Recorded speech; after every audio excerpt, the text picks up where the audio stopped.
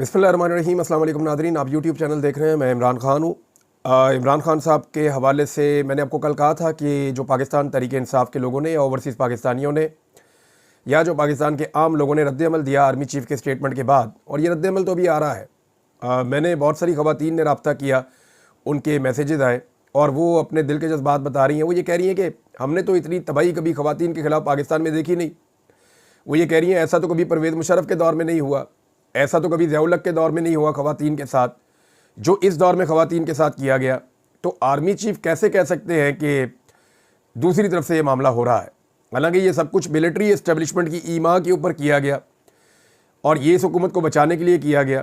معاملہ تو پولیٹیکل ہے نا، تو اس کے اوپر رد عمل آ رہا ہے لگاتار۔ اور میں نے آپ سے کہا تھا کہ یہ جس قسم کا ایک خوفناک ریئیکشن آیا army chief general Asim Munir کے اسٹیٹمنٹ کے بعد، تو یہ آبویس تھا کہ اس کے بعد پاکستان تحریک انصاف کے گرد شکنجہ کسا جائے گا۔ کیوں دیکھا، پاکستان کی ملٹری اسٹیبلشمنٹ یہ سمجھتی ہے کہ وہ پاکستان کے مالک ہیں اور باقی سارے یہاں پہ کمی کمین رہتے ہیں، لہذا جب بھی کوئی ان کی کسی پالیسی پہ تنقید کرتا ہے یا ان کی کسی بات کو ڈینائی کرتا ہے یا اس کے خلاف کھڑا ہوتا ہے تو پھر اس کو رگڑا دیا جاتا ہے، اور یہ ہمیشہ سے ہو رہا ہے۔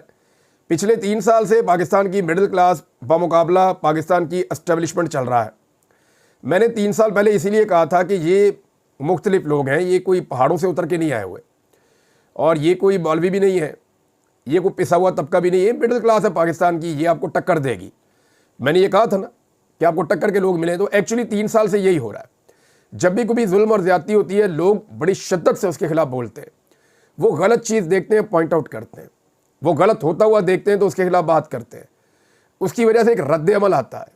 یہ لوگ ڈرے ہوئے نہیں ہیں، خوفزدہ نہیں ہیں، یہ دیکھتے ہیں آرمی چیف غلط بات کر رہے ہیں تو آرمی چیف کے خلاف وہ بول دیتے ہیں، ڈی جی آئی SPR نے کوئی جھوٹ بولا ہے تو ان کے خلاف بول دیتے ہیں، کسی سیاستدان نے کوئی، ایون عمران خان صاحب کی غلطیوں پہ، یہ عمران خان صاحب کو بھی حالانکہ سب سے بڑا لیڈر ہے پاکستان کا، باقی تو کوئی اس کا مقابلہ ہی نہیں کر سکتا اس وقت، یہ تو سرکاری ملازمین ہے، وہ تو لیڈر ہے پاکستان کا سب سے بڑا۔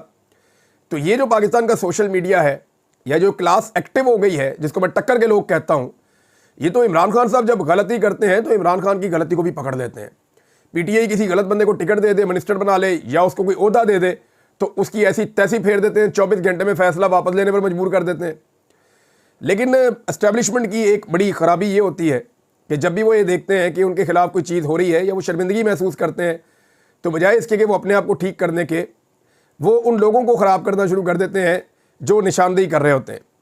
اب سختی جناب عمران خان صاحب پہ کر دی گئی ہے پہلے مرحلے میں، اور عدالت کے احکامات کے باوجود عمران خان صاحب کے وکلاء کو عمران خان صاحب سے ملنے کے لیے جانے کی اجازت نہیں دی گئی۔ فیصل فرید صاحب ہیں، انہوں نے کوشش کی، ان کے بعد عدالتی احکامات بھی ہیں، اس کے باوجود انہیں جیل کے عملے نے منع کر دیا، انہوں نے عمران خان صاحب سے نہیں ملنے دیا۔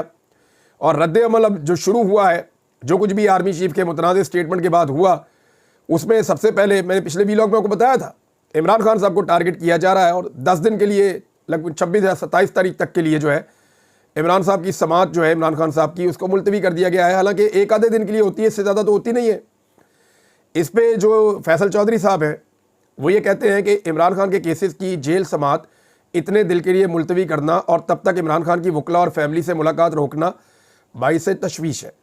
عمران خان کو تنہا جیل اتھارٹیز کے رحم و کرم پر نہیں چھوڑا جا سکتا۔ ہمیں پتہ ہے جیل حکام اپنے معاملات میں اتنے آزاد نہیں ہیں، بلکہ بہت ساری جگہوں پر محکوم ہیں۔ ملاقات کروائی جائے تاکہ عوام کو عمران خان کی حالت کے بارے میں بتایا جا سکے۔ یہ جناب فیصل چودھری صاحب کہہ رہے ہیں۔ PTI اس کے اوپر سخت رد عمل دے رہی ہے کہ یہ کیسے ہو سکتا ہے کہ آپ عمران خان کو دوبارہ سے کہہ دیں تنہائی میں ڈال دیں، اور یہ رد عمل ہے اس بات کا جو پاکستان کے لوگوں نے آرمی چیف کے اسٹیٹمنٹ کے رد عمل کے طور پہ جو کچھ کہا، یہ ایک طرح سے اس کا جواب ہے۔ اور اب 10 دن کے لیے عمران خان صاحب سے کوشش کر رہا ہے سسٹم کی جناب ملاقات نہ کروائی جائے، عمران خان صاحب کو پھر کہہ دیں تنہائی میں رکھا جائے، انہیں پریشان کیا جائے۔ لیکن اس مرتبہ پاکستان تحریک انصاف بڑا سخت موقف اپنائے گی، اور میری کچھ لوگوں سے بات ہوئی ہے، وہ ایک اسٹریٹجی بنا رہے ہیں۔ حتیٰ کہ پنجاب کے اندر عالیہ حمزہ صاحبہ نے کہا کہ ہم پورے طریقے سے پورے زور کے ساتھ اس کا مقابلہ کریں گے، ہم عمران خان کو کسی صورت اکیلا نہیں چھوڑیں گے، اور اس کی اجازت اس نظام کو کبھی نہیں دیں گے کہ یہ جو مرضی من مانی کریں عمران خان کے ساتھ اور اس کو اسی طرح سے ٹریٹ کریں جیسے یہ ماضی میں کرتے رہے۔ اب ناظرین یہ چیز آ گئی آپ کے سامنے، کیونکہ آرمی چیف کا جو اسٹیٹمنٹ ہے اس کے اوپر رد عمل رک ہی نہیں رہا، ایک کے بعد ایک رد عمل آتا ہے۔ ابھی یہ عالیہ حمزہ صاحبہ کا جو اسٹیٹمنٹ آیا رد عمل کے طور پہ، میں وہ اسٹیٹمنٹ آپ کو پڑھ کے سنایا، تو وہ یہ کہہ رہی ہیں کہ زرتاج گل کو जैसे उठाया गया कमल शोजब को, जिस तरह घर घर बेघर होकर फिरती रही कमल शोजब, सनम जावेद, खदीजा शाह, आयशा भुट्टा, तैयबा राजा, मैं किस किस का नाम लूँ। यहाँ पर हमने फस्तायत बर्दाश्त कर ली और आज भी कर रहे हैं। मैं सिर्फ अरबाब इख्तियार से एक बात कहना चाहती हूँ, माएँ बहनें बेटियाँ साझी होती हैं, किसी एक औरत की इज्जत बाकी औरतों से मुकद्दम नहीं हो सकती। इस नफ़रत को कम करें। आलिया हमज़ा, यानी पाकिस्तान की रियासत ग़ुलाम बन चुकी है एक तरह से आप सोचें तो मरीम नवाज़ की। रियासती इदारे जो हैं वो उनकी चाकरी कर रहे हैं। मरीम नवाज़ की कोई तौहीन कर दे या उनके बारे में कोई तनकीदी ट्वीट कर दे तो उसको ISI वाले उठाकर ले जाते हैं और चिड़ियाघर के साथ जो बेसमेंट है वहाँ जाके मारते हैं, हत्ता कि और शहरों से भी उठा रहे हैं और टॉर्चर करके उन्हें मना करते हैं। तो बेचारे लोग रो रो के कह रहे होते हैं कि हम मरीम नवाज़ के खिलाफ आइंदा कोई बयान नहीं देंगे, हम मरीम नवाज़। ये ISI इस मकसद के लिए बनी थी।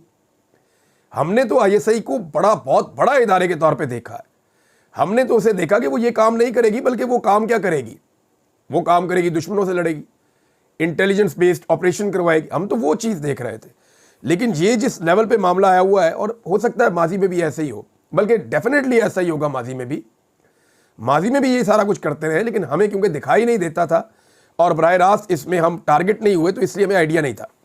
अब आर्मी चीफ साहब ने जो कुरान पाक का आयत का हवाला दिया, उस हवाले से भी शदीद तनकीद हो रही है और बहुत सारे लोगों ने मैसेज किए कि जी ये ज़रूर बताएं, आपके आर्मी चीफ सिर्फ वो आयत पढ़ के हमेशा सुनाते हैं जिसमें मुखालिफ का एक हाथ एक तरफ का और टांग एक तरफ की काट दी जाती है आयत के अंदर, कि जनाब ये फितना है तो इसको कुचलना है तो इसकी एक तरफ का हाथ और एक तरफ की टांग काट दी जाए। कुरान पाक की आयत का मफहूम है।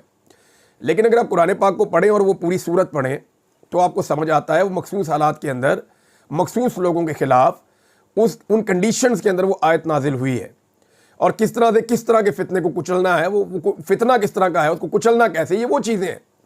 आज के दौर में जब आर्मी चीफ ये आयत सुनाते हैं तो क्या पाकिस्तान तहरीक इंसाफ के लोगों का एक तरफ का हाथ और एक तरफ की टांग आप काट देंगे?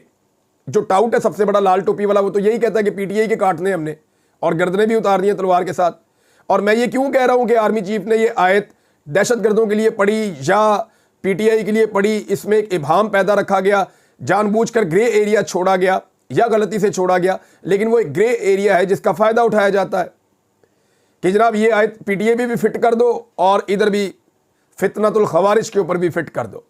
लेकिन मैं आपको ये बात बताता हूँ और कसम खा के बताता हूँ, मुझे आदत नहीं है लेकिन मैं कसम खा के भी आपको कह सकता हूँ, हल्फन आपको कह सकता हूँ कि जब मैं ISI की हिरासत में था, जब वो हम पे टॉर्चर करते थे तो हमें ये आयत का तर्जुमा सुनाते थे। वो ये कहते थे तुम लोग फितना हो, हम तुम्हारी एक तरफ की टांग और एक तरफ की हाथ काटेंगे, अल्लाह का हुक्म है। वो ये बातें करते थे। मैं कहता था कौन सा फितना है, जवाब ही इसका कोई नहीं होता था। उन्होंने औरिया मकबूल जान साहब को जब मारा तो उनको ये आयत सुना के उन्हें, क्योंकि औरिया मकबूल जान साहब ने वहां कुरान पाक की तलावत शुरू कर दी थी। जब वो औरिया मकबूल जान साहब पे टॉर्चर कर रहे थे तो औरिया मकबूल जान साहब कुरान पाक की तलावत कर रहे थे, पूछ लीजिएगा आप उनसे जाकर। तो उन्होंने उनका मुंह दबाया और फिर उनको ये पढ़ के बताया, उन्होंने कहा जी तुम फितना हो, तुम्हारा एक तरफ का हाथ और एक तरफ की टांग हम काट देंगे। ये मैं सुन रहा था और मैं चीख रहा था, ना मारो, बुजुर्ग आदमी है, क्यों मारते हो, मुझे मारो, ये डर जाएगा, मत मारो इसे। तो मेरे जो सेल था उसके जंगले के आगे वाला भी वो घसीट के बंद कर दिया, इतनी तकलीफ दी इन्होंने। तो ये आर्मी चीफ वही वाली आयत सुनाते हैं। लेकिन मेरा एक सवाल है,